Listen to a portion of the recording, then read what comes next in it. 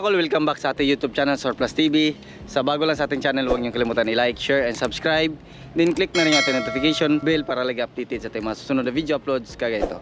Ngayon mga kol, pakita natin yung ating Smiley Edition all-wheel drive K6A engine, 660cc, 63 horsepower, 4-speed automatic transmission. So fully custom po yung ating unit mga kol, off-road concept. Ayan, so tapusin natin yung video para malaman natin kung magkano ang presyo sa ganitong setup. So tara, check na natin. Ayan, makita natin mga kol, yung kulay ng ating unit is metallic blue. Ayan, so Ansal urethane yung gamit natin. Meron tayong every wagon emblem, Suzuki emblem, then yung Smiley Edition na grills natin. Ayan, yan po yung tinatawag natin na Smiley Edition. Makita din natin dito naka 3 layer headlights. Ito yung ating high beam, low beam, then yung ating signal light, then yung ating park light. Ayan, makita din natin dito yung fog lamp ng ating unit mga kol. Meron siyang chrome dito sa gilid. Basta mga Smiley Edition mga kol, meron siyang chrome dito sa gilid. Then meron din tayong steel bumper dito mga kol. Ayan, so bakal po ito yung design na napili ng ating customer. Ayan, fully tinted din yung ating unit. Ayan, so check natin dito. Meron tayong fender light, fender dito mga kol. Ayan, customized fender. Ito yung customized natin na fender. Ayan, so dito meron tayong 14 inches mud terrain na gulong. So lifted po yung ating unit ng 2 inches mga kol compare sa mga stock na unit. Ayan, dito meron tayong side mirror, chrome with lights po ito mga kol. Blue lights and sabay dito sa ating signal light yung isa. Ayan, dito meron tayong window trim na stainless dito. Ayan, meron tayong chrome handle dito. Ayan, so meron siyang logo na Suzuki. Ayan, so check natin yung unit natin kung functional ba yung ating power slide. Ito yung remote ng ating power slide. Long press lang natin yung remote natin mga kol. Ayan, so try natin i-on dito. Baka naka-off. Ayan, on natin. Long press lang natin mga kol. Ayan, so kitang kita, napaka ganda ng unit natin kasi double power slide po yan. Functional yung sa right side. Ayan, so nagpa-function po yung right side natin na sliding door. Pwede din natin yan kamayin.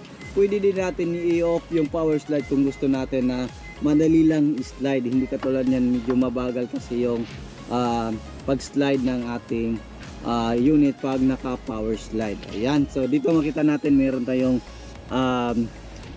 rain visor. Yan po yung rain visor natin. Yan dito, 14 inches din na gulong with brand new mags and tire. Fender customized. Ayan. Then dito sa likuran, check natin yung likuran natin mga kol.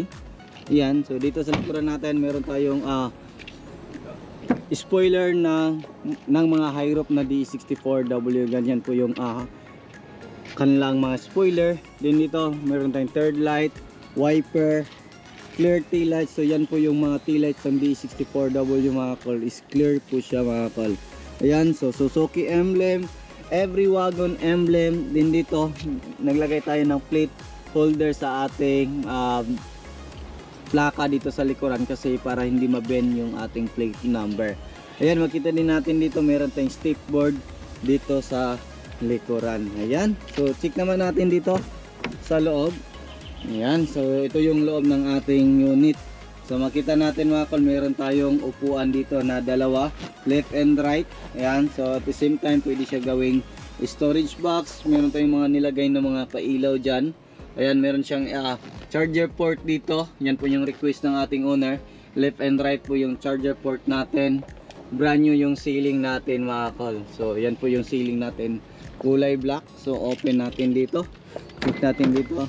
So dito naman mga kol, makita natin brand new yung door pads natin dyan.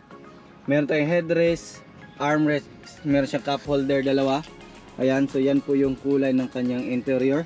Blue and gray yung kulay na gusto niya. So dito makita natin brand new yung matting natin.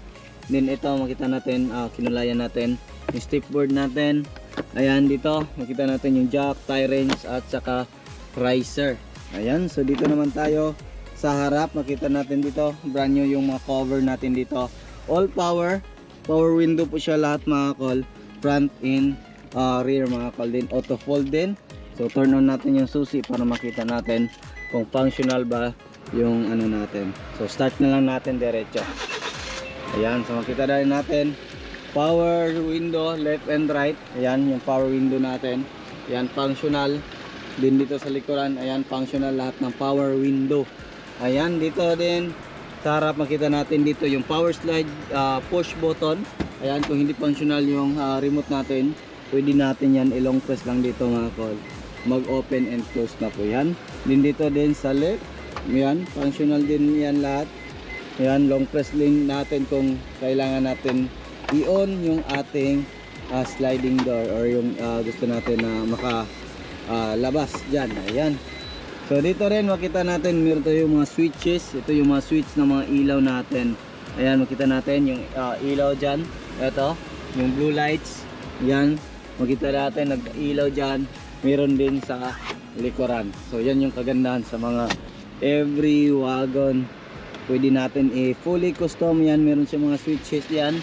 Meron siya mga pailaw sa ilalim. Ayan, gandang tingnan nito mga ko, lalo na pag gabi. So napaka liwanag sa ilalim ng ating unit. Then dito meron tayong digital temperature gauge sa Conway, yung brand. So yan po yung swak sa mga DE17V at saka sa mga Smiley edition. Nandito makita natin meron tayong touchscreen stereo with reverse camera. Android po ito mga kol. 9 inches Android stereo po ito. Then meron tayong dashcam. Ayan, meron din tayong mga console box dito sa ilalim. Then yung ano natin, sun visor left and right po yan. Meron siya mga passenger handle dito. Ayan, so yan po yung unit natin. Makita natin dito meron siyang armrest, headrest. Yan, meron siyang extra fan sa gitna. Yan po yung gusto niya. Yan, so makita natin dito meron pa tayong lagayan dito. Then makita na rin natin dito is brand new yung mating natin. Ayan, so fog lamp switch, ano ba, aircon switch, hazard switch, overdrive switch. Ayan, nandyan, functional siya lahat. Meron din tayong lagayan dito mga kol. Din dito meron din. So check naman natin yung makina ng ating unit. So yan, ito yung makina natin. Dito tayo mag-check. Yan, so check natin. So ito yung makina natin mga kol. Yung makina natin is P6A engine, 660cc, 63 horsepower. Check natin yung power. Ito yung turbo natin. Makita natin turbo.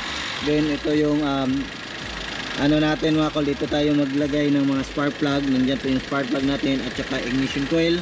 Then dito yung common rail natin. Yung tatlong injector natin. Isa, dalawa, tatlo.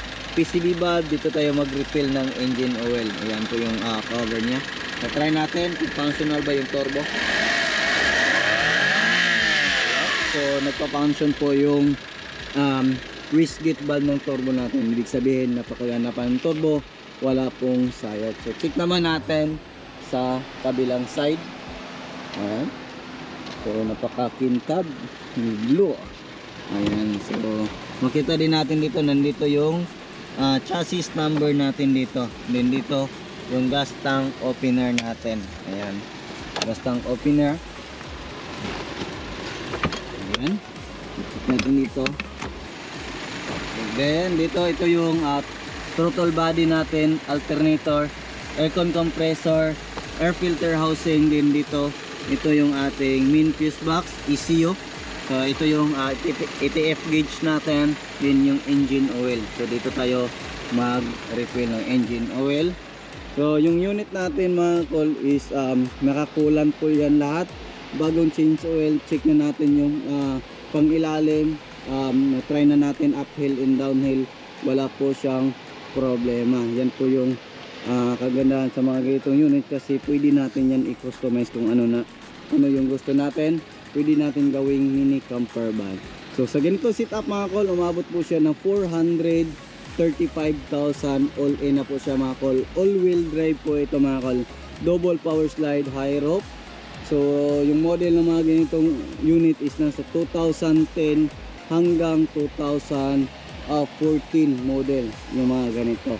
So ulitin ko po, 35,000 naka-lift up na yung ating unit, kasama na yung mga customized sa ating unit. So yung basic setup nito mga call, double power slide na all-wheel drive is tag 330. Tataas na po yan, depende po sa accessories or upgrade na gusto ng ating customer. So yan lang muna yung aming vlog for today mga call. Maraming salamat po sa inyong panonood. Sa bago lang sa ating channel, don't forget to like, share, and subscribe. Then click na rin yung ating notification bell para lagi updated sa ating mga susunod na video uploads kagaya ito. Ingat po mga call and bye bye. God bless po sa ating lahat.